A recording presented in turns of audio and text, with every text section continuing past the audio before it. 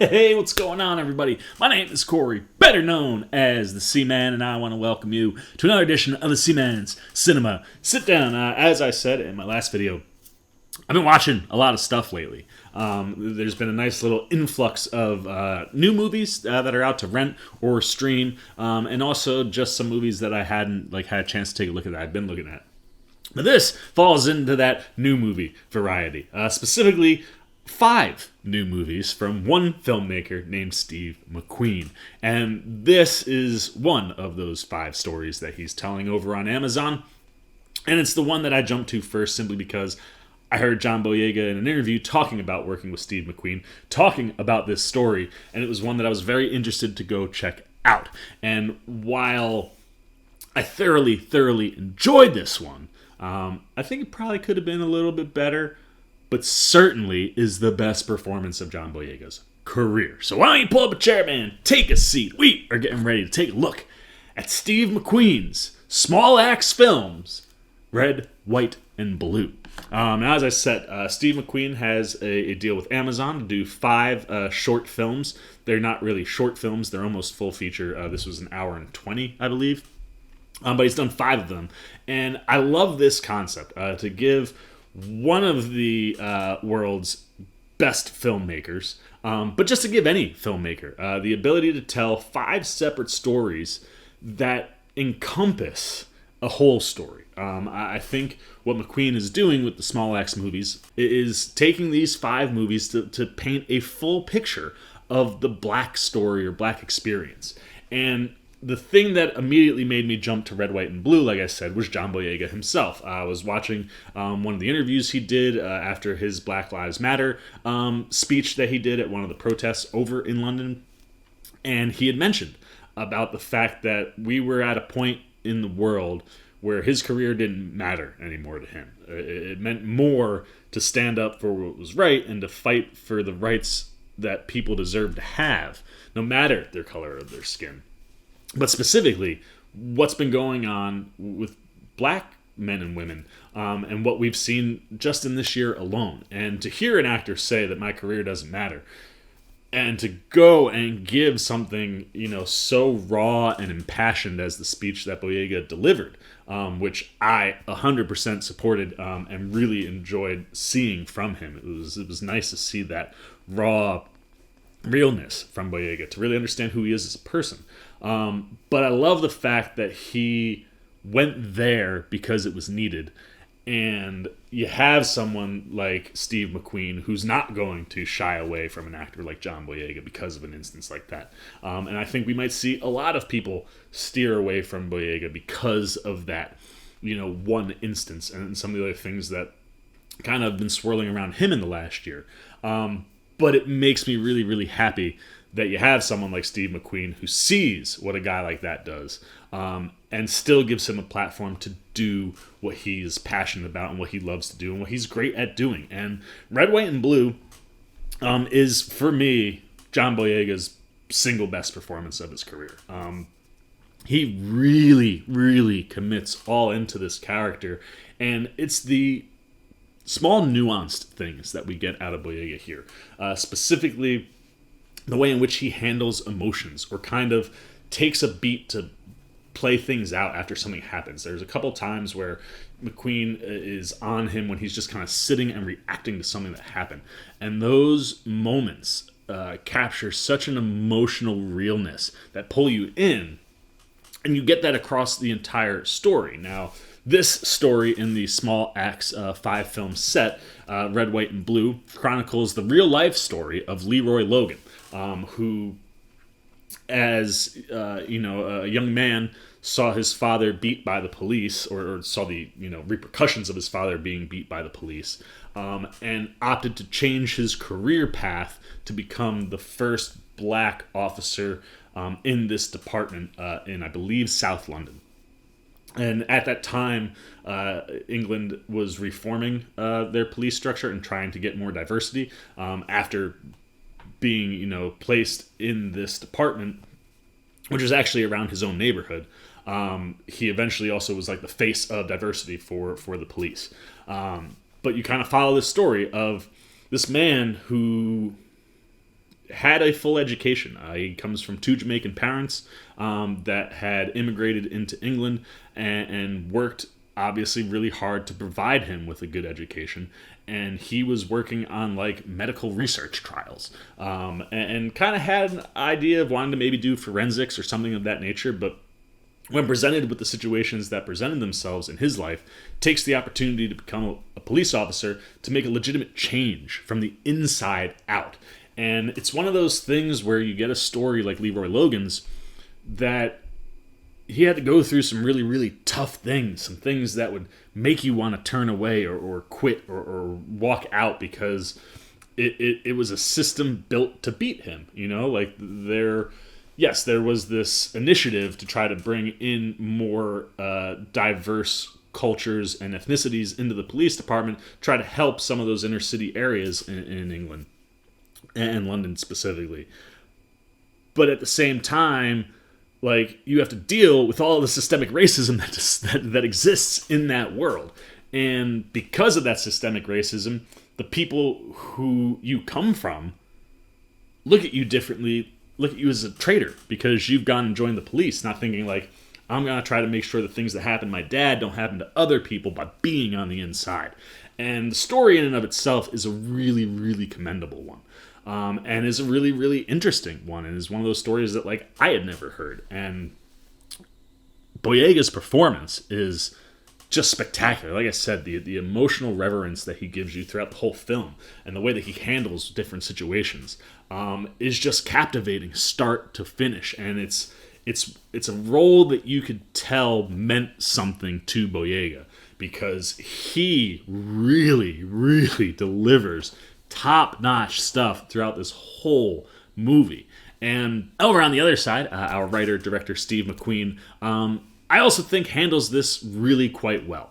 For me personally, I would have liked to maybe have seen some more of Leroy Logan's story as far as like integrating into the police department and the things he did afterwards.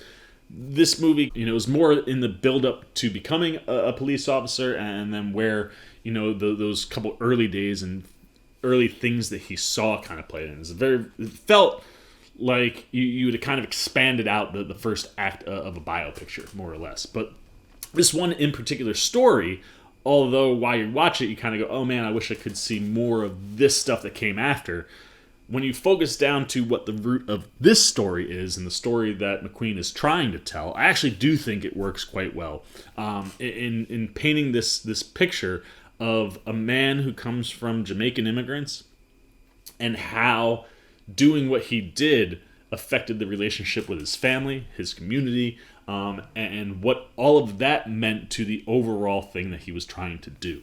And I think for the most part, outside of maybe wanting a little bit more, I think McQueen does a really nice job. The thing that I love the most about Steve McQueen, just in anything he does, though, is his visual storytelling. As strong as his writing skills are, and his the skills with the pen that he has, his visual storytelling is spectacular. I mean, I always go back to Widows. That scene with Colin Farrell's car driving out of the low income neighborhood to his house right on the edge of that neighborhood, and not being inside the car. It's sitting and just letting you watch while you hear a conversation. Those are the visual storytelling things that McQueen is so good at and make him stand out so much more from other filmmakers. He has a very, very specific style, and I really, really enjoyed watching what he does with that style here. There are some individual shots that just pop immediately. Like, Boyega's father gets out of a truck at one point, and he sets the camera this way, like where it's literally looking straight up at the door. So you see it open, you see him get out. It's a 2-second shot, but man, does it pop. There's a couple of moments where he positions Boyega in certain spots on the screen to focus on and leave kind of a lot of empty space, so to speak. and just all of those different visual storytelling tricks that he uses, specifically in this movie, really elevate the material every time it happens. And every time he does something that I haven't seen before, or like spends a long time on a scene, one individual shot. I mean, there's another shot where, Logan's dad is dropping him off on his way to training, and just sits the camera in the back seat, and you see them pull up, you see them park, you see them say goodbye, you see Boyega get out, you see his dad then get out, and then you see an exchange happen outside of the car, but we stay here the whole time. And even though your instinct might want to be, I want to get outside of the car, it's the things that come around those shots, or the way in which McQueen uses them, that really just continually elevates the material. And I love his visual storytelling, and it's really, really, really good in this one, even if I wanted a little bit more out of the story, not the script. The script, I think, is really, really well done. I just wanted more out of the story because Leroy Logan's story is really, really interesting. Now, that said, I did enjoy the story that he opts to tell, and everybody else that gets involved in this story. Steve Toussaint, who plays Logan's dad, Ken, like breakout type performance, man. Like it was one of the Boyega, obvious standout.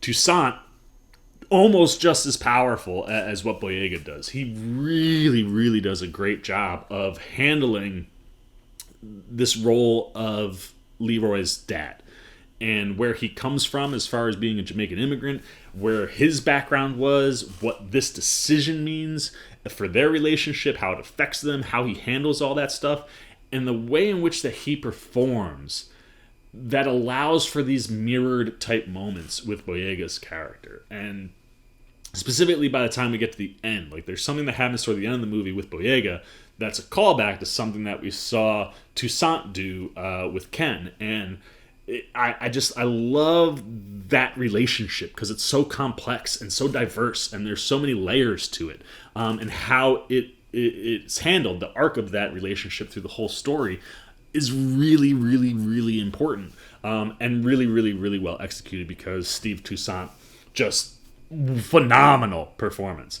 But everybody that shows up here does an excellent job. Joy Richardson, who plays Leroy's mom, wonderful with a real small role, but very, very good when she has her moments. Antonia Thomas, who plays Logan's wife, Gretel, really liked her and her relationship with Boyega, specifically a scene where they first get to see the house that they're about to buy. I love that. I thought that encapsulated what that relationship was so well in such a simple, easy moment. Again, the way McQueen shoots that whole sequence, wonderful stuff. Soroka Davis, who plays his sister Hyacinth, again, very, very small, much like his mom, but when she pops in, stands out, plays an important role to that family dynamic. His aunt, Jessie, who's played by Nadine Marshall, has a very, very important role in this movie, and the relationship that she has with Logan and the chemistry on screen between Boyega and Marshall is really, really something else that stood out. Probably after his dad, it would be Miss Jessie, his aunt. I really liked Marshall's performance, and specifically a moment with his dad. Toussaint and her kind of have like a disagreement, and because they're brother and sister, the way that plays out, I really enjoyed that moment. And Marshall just brings a lot of fire to the performance, and obviously has a huge impact on Logan's story. And then finally, his cousin Lee, who was a musical artist from like a music group, he pops in a couple times. I love him. He brings a lot of energy and a lot of color to what's going on in the story, and Tyrone Huntley does a really, really nice job with it. But even just like the different people that are on the force, so the people that are his friends, the people that aren't his friends, we get Assad Zaman, who plays PC Asif Kamali, who, much like Logan, is also someone of color that's inside the police department that is seeing things from a completely different perspective than the majority of the department. And that relationship between those two is very, very important. And I really, really liked what Zaman did with the little that he's given as well in the movie. like I said, I mean, anybody that pops up, whether it's the racist cops, whether it's Liam Garrigan, who plays Greg Huggan, who is Leroy's one friend that kind of brings him into is another person who kind of plays into him becoming a police officer, takes him for like a ride along. So whether it's the good cops, the bad cops, that's the thing. This movie speaks to, obviously, issues that exist in the world right now, and specifically in America, issues that exists inside of police departments. But the other thing that I love that McQueen does is he paints a full picture. He doesn't just show it from, Logan's perspective where all of these cops are racist. He even has a moment where Logan thinks something happened that might have been because of the color of his skin, and in reality, that's not what his superior was doing. And I like that McQueen gives you the good and the bad inside the police department because, like we always say, the changes need to happen because the bad police officers are doing really, really bad things. But that doesn't mean that all cops are bad. And just because there are good police officers doesn't mean that we should let things go that need to be addressed because there are bad cops. And I like that McQueen gives you that full picture in this movie. And in the world and climate that we currently are in, it's a very impactful movie, and like I said, one that's inspiring, in the sense that, like, watching what Logan did and being one of those people who had to be the first, Yeah, like, the police department wants to grow in diversity, but you need that first person, and that first person's probably going to get most of the challenges. The Jackie Robinsons or the Rosa Parks. Leroy Logan is one of those people. It just happens to be not from American history, but a story that can completely apply to the things that are going on here in America. And in a world that we live in 2020, I think this is an important movie to watch. And one that, like I said, is really well executed by McQueen. And Boyega gives you the best performance of his career. And as a fan of John Boyega, I really, really dug Red, White, and Blue. And as far as the script goes, McQueen has one line in this movie that comes maybe about midway through when Leroy's cousin Lee pops up, where they're just going back and forth, and Leroy is telling Lee that he's thinking of joining the force. And this is a spoiler, but it was one of the most brilliant lines in the whole movie. Like, it tells you how aware Stephen McQueen is of the world that is around him when he's writing things. He goes, I want to join the force. And his cousin goes, what, are you trying to be a Jedi? And he's like, no, the police force. And I was like, freaking brilliant, man. Because that's a man who was trying to be a Jedi. That's the stuff that I love about Steve McQueen. That's the stuff that I love about John Boyega. And that moment in and of itself played so nicely from both of those guys. So Red, White, and Blue was a real win for me. And it feels like these Small Axe movies are going to be a real win in general. I'm really excited to go in and watch the rest of them. I believe 3 are up right now, and there are 2 more coming. So those are all of my non-spoiler thoughts on Red, White, and Blue. Steve McQueen doing some good things over there with the Small Axe stuff. And John Boyega gives you the best performance, I think, of his entire career. So those are all my thoughts. Now I want to know what you're thinking. Do you like this idea of a creator getting an outlet to create 5 movies to kind of put somewhere like Amazon's doing with these Small Axe films for Steve McQueen? Are you a Steve McQueen fan? Are you a fan of John Boyega? What do you think their team up did as far as Red, White, and Blue goes? And if you haven't watched it, have we enticed you to want to check out Red, White, and Blue? Or even, like I said, just having this movie entice me to want to go watch the rest of the movies that'll be up in the Small Axe film collection. Anything you're thinking, good, bad, and different about Small Axe or this one in particular, Red, White, and Blue, down below in the comments section. As always, if you enjoyed this video, please give me a thumbs up. And if you're new, you want to come hang out with the old C-Man anytime we're talking movies, TV, trailer reactions, any other Small Axe films. You want to be here for all that. You haven't yet, come support the old C-Man by jumping over there, joining the C-Maniac Nation by hitting the subscribe button. Hit that little bell if you want those alerts. And until next time, for the C-Man's Cinema Sit Down, I've been the C-Man. I'm signing off. Peace. Well, that's all live and breathe. You still here? Check out a video like this one or this one and hit the subscribe button so you can get alerts and check out everything the C-Man's got at the Cinema Sit Down.